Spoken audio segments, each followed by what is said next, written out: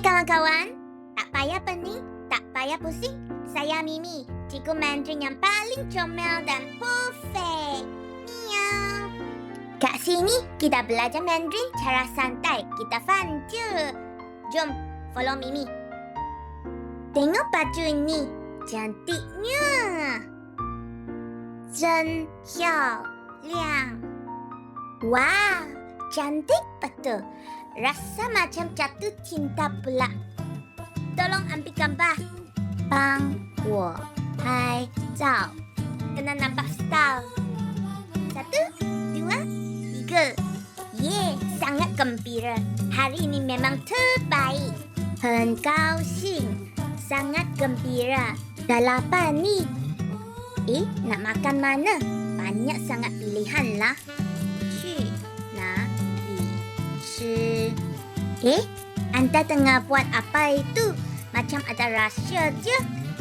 你在做什么? Sabar ya, jangan risau.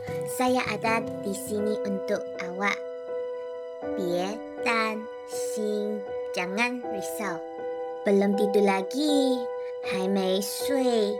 Aduh, saya penat sangat. Tenaga dah tinggal 0% dah. 我累了，penat. 我想睡觉. Saya nak tidur. Wan an. Selamat malam. Jom kita ulang sekali lagi. 真漂亮. 帮我拍照.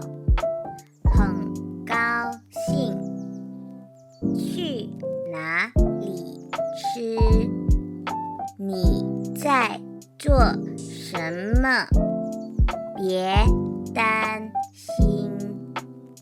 还没睡.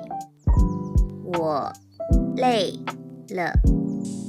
我想睡觉. 晚安. Mantap.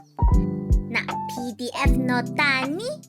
Komen nak sekarang.